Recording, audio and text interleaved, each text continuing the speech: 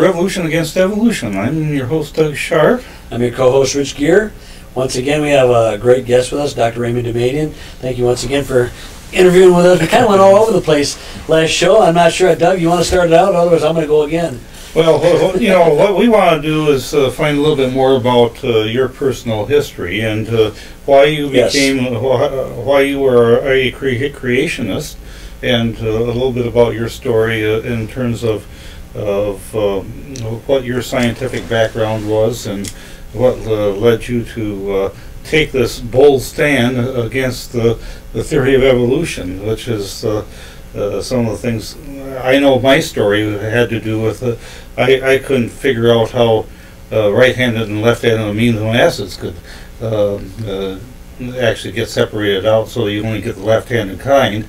And that argument was what helped me. But we talked about his brown sticky goo experiment over and over again. He thought, well, if you get you get a little bit of amino acid, maybe you get more by doing something else. And you get. I was trying to create life in the test tube, you know, one of those guys. I'm also interested in the story. If you maybe a little history of your father coming over here from Armenia, you know, and to maybe tell us a little bit about that would be a little personal background of that, because I'm kind of the time lag and how he got here and what happened and all that kind of stuff. It's very your life and your family history is quite exciting and very, very interesting. So without any further ado, we're going to let you cut you loose and go for it, you know.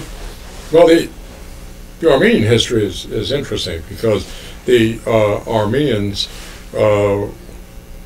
first Armenians accepted Jesus as the Savior in 33 AD.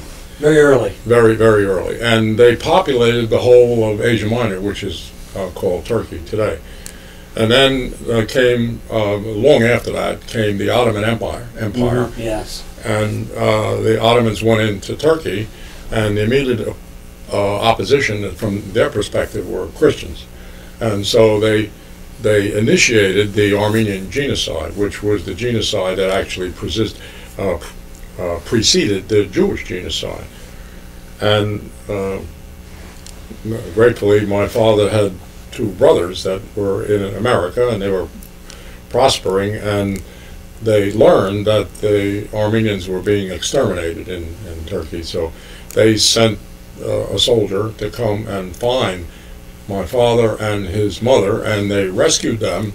And the Armenian genocide consisted of about 1.2 million people being put on wagons and other things and taken down the Syrian desert to Damascus, where they were annihilated by starvation and other harsh things. And my father's brothers, who learned of the deportation of him and his mother, and they sent people searching for them on this caravan. They found them, and they took them to Aleppo, Syria, where they were rescued. Aleppo, that's and the remarkable thing about it is Aleppo's a place that's in the headlines today. And so he was rescued, and then he came with his mother to New York. Anyway, as a consequence of that, I grew up in a Christian home and a Christian family, and I grew up in Queens, in a place called the Church in the Gardens. That was a congregational church. I had an aspiration to go away to college, like everybody would like to go. Yeah. And we didn't have the finances to support that, but there was a scholarship that was suddenly available, a competitive scholarship that the Ford Foundation funded, and that if you won that scholarship, then they paid for you to go to school. And there were 4 colleges they paid for: Chicago, Columbia, University of Wisconsin, and those 4.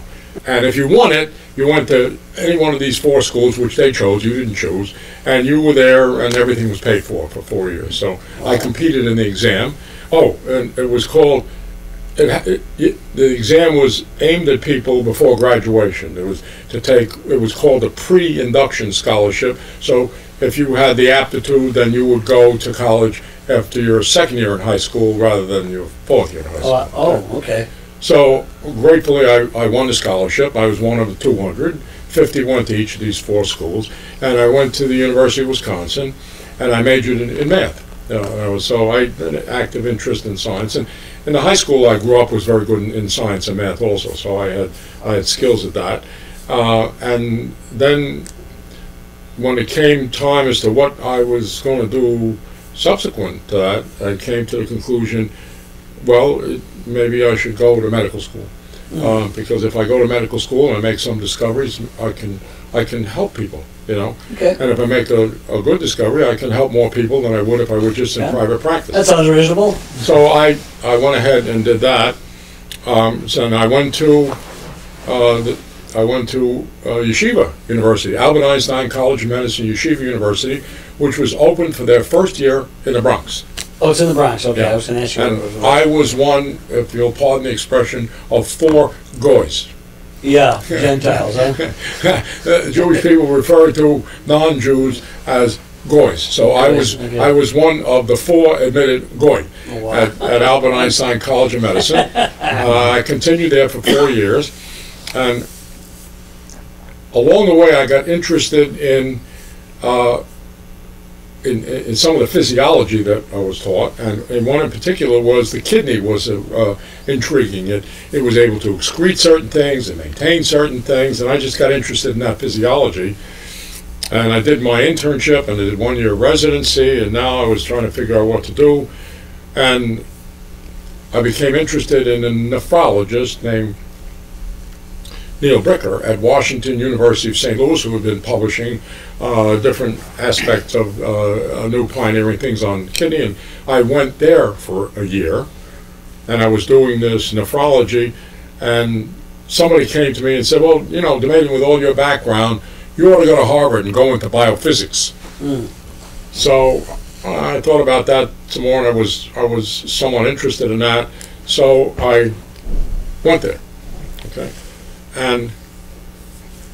But what was significant about my experience with Dr. Bricker was that at one of our seminars, he was discussing how the kidney was able to select certain atoms and not others. Oh, yeah, okay.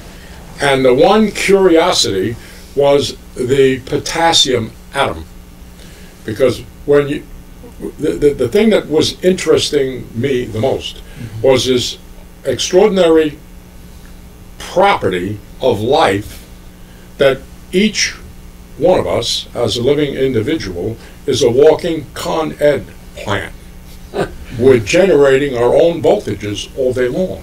Okay. That was the theme of The Matrix, if you remember that. And the question is, you know, well, that's an interesting phenomenon. I mean, how does the living cell generate a voltage? It's a walking battery, right? Yeah. So I became intrigued by that, all right? And Dr. Bricker was giving a talk one day, and he said he was explaining the living cell and this unusual property that where the cell was generating its own voltage. And what Dr. Bricker pointed out was that the standard hypothesis was that the living cell had on the inside of it an atom called potassium, which didn't run around naked. It carried a 1+ charge. And the concentration of potassium was 140 millimoles per liter. Now, if you look at the same atom on the outside, you had the same potassium atom, but instead of 140, you had 4. And if you took those two numbers and put them in a standard battery equation called an Nernst equation, the voltage that you calculated was identical with the voltage that you got if you stuck a probe right into the cell. Okay, oh. So I said to Dr. Bricker, I said, well, wait a minute. I said, I understand that, and presumably there's good evidence that that's the origin of the voltage.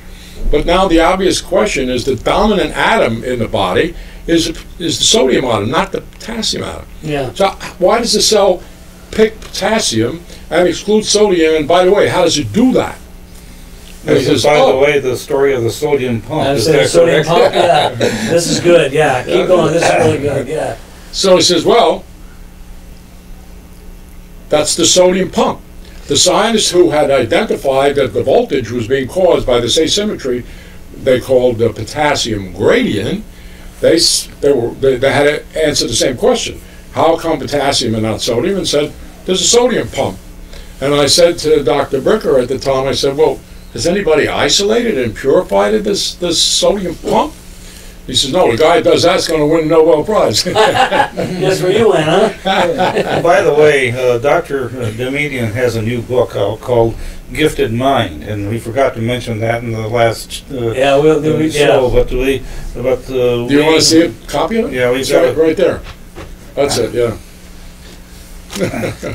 And this is what brought us out back in August. But now we have a bigger mission today, and the fact that we brought my sister out here to have her scanned with the MRI, and we found some very significant things that we can possibly do for my sister, who is brain damage. But that's one thing, we talk about brain damage versus hydrocephalus, which if you say brain damage, it doesn't sound like there's a cure for it. To do anything for it, yeah. But now you are offering hope for our sister. Well, I mean, well, let's see if I get a. Oh, give me that picture there. Yeah, good.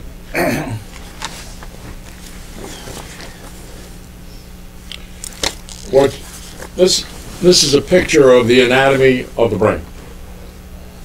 And the one thing I want to call to your attention here is the structure, is this structure in the center of the brain. And that structure is called the ventricles of the brain. Yeah. Now, what I mentioned before is that that is the location that is manufacturing cerebrospinal fluid. And the cerebrospinal fluid is manufactured there, and then it comes out through the aqueductus sylvius and goes all the way down the tailbone, and it's circulating back and forth at the rate of 32 quarts a day. Now, if there's anything that obstructs that flow, then that 32 quarts a day backs up into the brain. And now you have compression of the brain and all of these variety of symptoms and syndromes. And what we discovered on Carol was, instead of a normal sized ventricle, her ventricle is swollen, huge, swole. And what it's doing is it's compressing all the brain tissue. And what we think is the likely cause is that the cerebrospinal fluid, as it's going through the spinal canal, is being obstructed right here. Let me get my spinal canal so I'll show you what I'm talking about. Now, as you look at this, keep in mind that this is the skull here, and I mentioned it before, C1 and C2, the three of them together are defined as the craniocervical junction. Now, the brain, of course, is in the skull, as you can see right here. But at the bottom of the skull comes the spinal cord, and that runs all the way down the vertebra to the tailbone. So if you, now, surrounding that spinal cord that runs all the way down, which you can see on this picture, by the way, Yep. you can see the spinal cord here. Surrounding that is a cylinder that goes all the way down. That's a cylinder of cerebrospinal fluid. So if you have any dislocations in the craniocervical junction, C1 and C2, they block the flow of that cerebrospinal fluid, and it backs up. And what we believe we saw in Carol was a backup due to a dislocation of C1 and C2 that is causing a tremendous expansion of the cerebrospinal fluid in the brain that's compressing the rest of our brainstem. And what we're hoping now is, by getting these vertebrae realigned so that we eliminate this obstruction of the cerebrospinal fluid, that we hopefully are, I'm hoping we'll get a healing of Carol. Yeah, me too. Definitely hoping for that, but that's fascinating stuff. Well, anyway, back to the thing, we talked about the sodium pump, I think, last time, Doug, a little bit. Yeah, we did. But didn't that jump you into this MRI, or didn't that, because you found there was no such thing as a sodium pump? Isn't that what it was, or am I okay, no, you're asking the right question. Okay, so when I was interviewed at Harvard with my professor of biophysics, who was Professor Arthur K. Solomon, A.K. Solomon, he said, "Damadian, you come to work for me, what do you want to do?" And I said, "Well, Dr. Solomon," I said, nobody's isolated the sodium pump. I said, I wouldn't mind isolating the sodium pump, purifies it. You came to the right lab, Damadian. I said, "What do you mean?" He said, "Well, we're interested in that at Harvard, and we started experiments to do that." I said, "Well, what experiment? What's your experiment about?" He says, "Well, what we're doing, Damadian, is we're doing it on E. coli bacteria, okay? And what I'm proposing to you, Damadian, is that you make a mutant of that E. coli bacteria, and then we'll have a pair. We'll have the parent that's good and normal, we'll have the mutant, and then if we fractionate the proteins of the two of them together and find a protein that doesn't match up, that protein is the pump. And then we'll be able to characterize. I said, that's good. I said, but let me ask a question, Dr. Solomon. I said, this pump is a very life-dependent, life-saving structure. And when I go ahead to try to isolate this mutant, I have to be able to reproduce this mutant. But if the mutant can't go long enough to grow on my plate, I'll never isolate it. Dr. Solomon says, that's your problem. Okay. Okay, good. Yeah. Sounds like these guys. Okay. Yeah. So anyway, I got started. And to my great excitement, in about 3 months, 3.5 to 4 months, I did isolate a mutant of the E. coli bacteria that could not accumulate potassium normally. It couldn't accumulate it. So then I did what Dr. Solomon had recommended. I started fractionating the proteins. And I'm fractionating the proteins at Harvard for 3 years. I've been now there for 2 years. And I'm not finding a protein. And I'm not finding a difference. Then I was inducted into the Air Force, and I was sent to a research facility in San Antonio, Texas, School of Aerospace Management, and they wanted me to continue my research. I continued the research, still looking for this sodium pump. Okay. And I went for another 2 years, and I'm still not finding it. Then I joined the faculty at the State University of New York Downstate Medical Center, and I'm continuing this research, looking for this sodium pump. Finally, I said to myself, after I've been at Downstate on the faculty for 6 months, I said, wait a minute, man, you know, you've been looking at this pump for 3 years.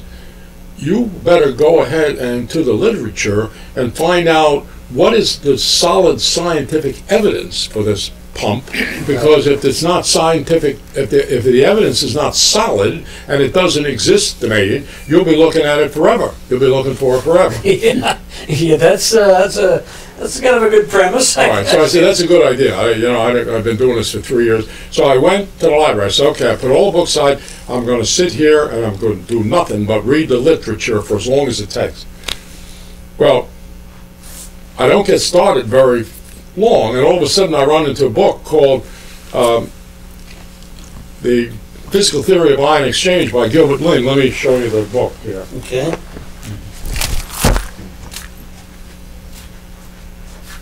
You know, it's right where everything is.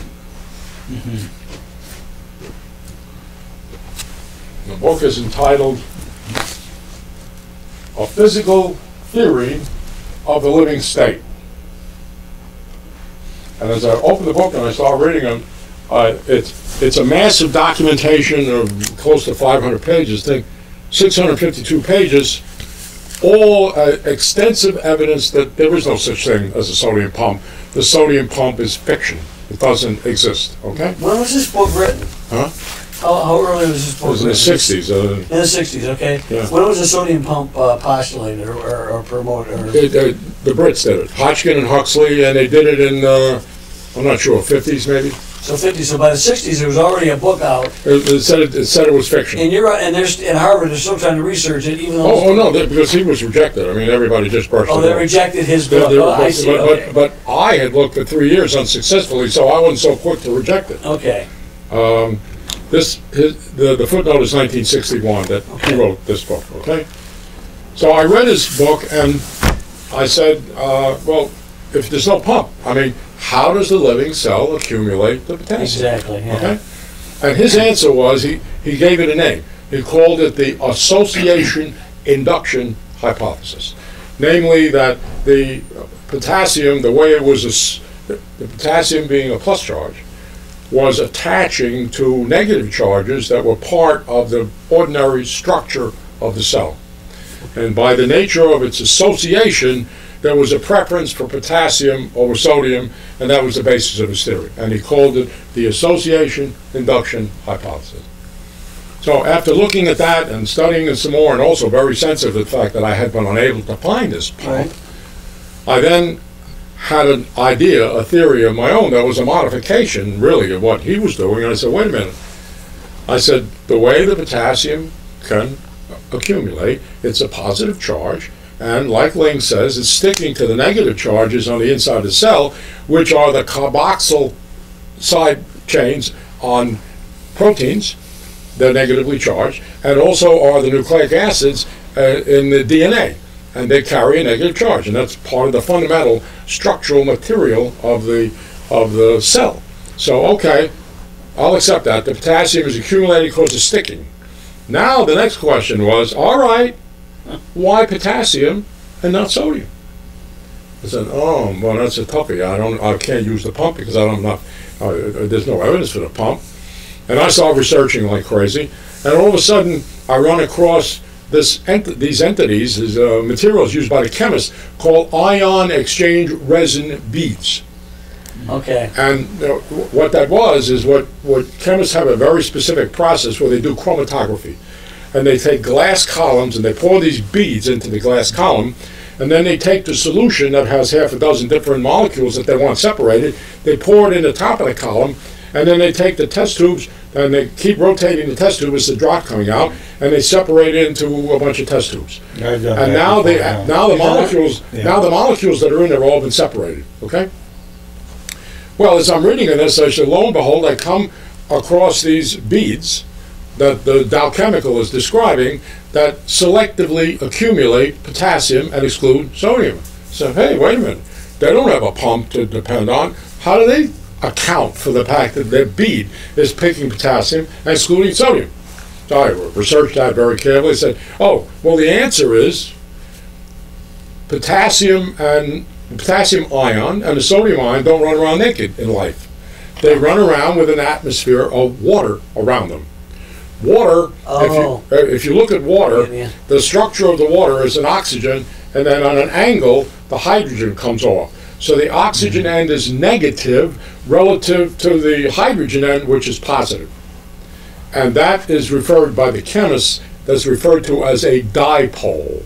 A positive side and a negative side. So that gives you the electrical charge. What? Gives you electrical charge. Yeah, well, it's not, I wouldn't want to call it charge, but it's dipolar, okay? Yeah. But the important thing is that since the oxygen end is negative, and you're in the vicinity of a positive ion like potassium, it'll stick to it. Mm-hmm. And as a result, in natural physiology, these atoms like potassium and sodium that carry a charge are never running around naked. They're always running around with an atmosphere of these water molecules around them. So they're like a nucleus of a water molecule or something. Is that what you're saying? Well, a centerpiece a centerpiece for an atmosphere of water molecules. All right. Okay. Now I'm back to the chemists who I'm trying to find out how they account for the fact that these ion exchange resins pick potassium and sodium without the benefit of a pump. Okay. And their answer is very simple.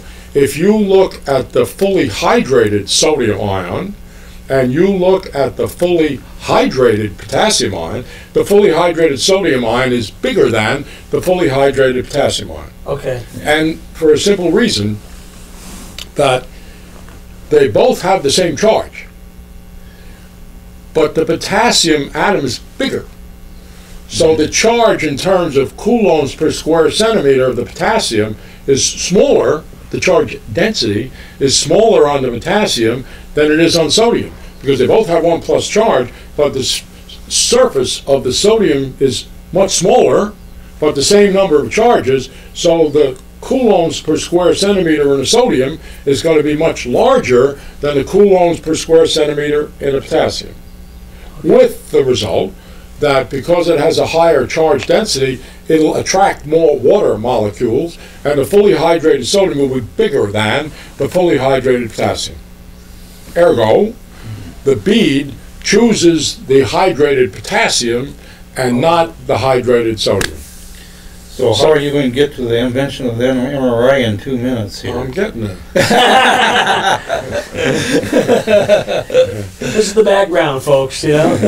But it's pretty important stuff, you know? So, anyway, I said, oh, all right. Well, that probably does explain how the potassium accumulates inside the cell without a sodium pump. Okay? And while I'm doing that, I get a phone call from another scientist named Freeman Thorndike Cope. Says, Damadian, I've been reading your articles that you published. He said, you think the potassium is accumulating on the inside of the cell, on the inside of tissue, by sticking to the negative charges. How'd you like to prove that with a new technology, Damadian? So what are you talking about, Cope? He says, I've been using this new technology called NMR, nuclear magnetic resonance. If you're right, Damadian, we can take your bacteria that have the potassium in them, we can stick them in the NMR machine, we can make an NMR measurement of the nuclear signal coming from the potassium atom, and if you're right, the decay time of the potassium, because it's sticking to negative charge, should be shortened compared to what the decay time should be if it was in liquid water. He says, oh, okay, Cope, you got this machine? He said, yeah. I said, is there going to be any problem making it? He says, no. 2 days later, I get a phone call. He said, Damadian, I got a problem. So what's the problem, Cope? He said, well, I've been looking at the magnetic moment of potassium to determine how strong a signal that we're going to be able to get, if I can get it at all, and it's not that strong a signal. On top of that, he says, the natural occurrence, the distribution of the potassium, the amount on the inside of the tissue, not all that great. So I'm afraid, man, we can't get a signal. So wait a minute, Cope, I might be able to help there. So what are you talking about, man? I said, look, Cope, I know of a bacteria from the Dead Sea that has 20 times the normal amount of potassium in it. Can you get it to me? And I said, yeah, I might be able to. So I went ahead and I got the bacteria from the Dead Sea that had 20 times the normal amount of potassium. He said, all right, Cope. He says, man, we'll go out to NMR Specialties in Pittsburgh and we'll do the experiment. So we went out together and he ran the machine because I didn't even know where to start on the machine. And I'm at the University of Pittsburgh with a friend giving me the opportunity to grow up these Dead Sea bacteria. I grow up the bacteria, spin it down into a pellet, and I go running over in my car to give the pellet to Cope, and he puts it in the NMR machine. And he puts it in the NMR machine, and the signal decay time is dramatically shortened from what it would have been in water. He said, hey, Damadian, you're right, the potassium is there. I said, wait a minute, Cope, that's not the interesting thing. You made a measurement of that potassium in a matter of seconds, which would normally take me 2-3 days if I didn't drop the test tube. I can't believe what you just did. And you did it non-invasively with an antenna wrapped around the outside. I said, Cope, I said, you realize that if we could do anything like that on the human body, we could go from one tissue to the next, and we could detect disease non-invasively. Well, that was off the wall because we were talking about a magnet that was 2 1/4 inches in a test tube, you know. He says, well, where would you begin? I said, well, look, Cope, I said, I got an idea. What are you talking about? I said, well, I happen to know from a lot of the work that I've done that the potassium composition of cancer tissue is abnormal. So we could make the measurements on cancer tissue, Cope, and I would suggest we measure hydrogen of water because if we can, Cope, show that the signal from cancer tissue is different than the signal from normal tissue, we'd spark an unprecedented revolution in medicine. So he thought that was, I wanted him to do it with me, but he didn't. He thought it was crazy, right? He didn't want it, yeah. So I went. So anyway, I went to the president of the company. He was named Paul Yaiko. It was a small company of 50. Can I bring some animals back that have these tumors in them, and put them in and cut the tumors out and put them in a test tube and see if the signals are different? He said, sure. So I came back in about 2 weeks with rats that had these cancers. Cut the cancer out, put them in a test tube, put the normal test tube and the cancerous test tube, and they were dramatically different. And that's what started everything. Wow. If you want to see the rest of the story of the invention of the MRI, we've got about 4 or 5 videos on our website right now. It's fascinating stuff. It's amazing. Which talks about it. And so we'll see you next time on Revolution Against Evolution. And thank you for being on our show today. Thank you very much. That was awesome. Dr. Damadian. That was great. Thank you so much again. It's great.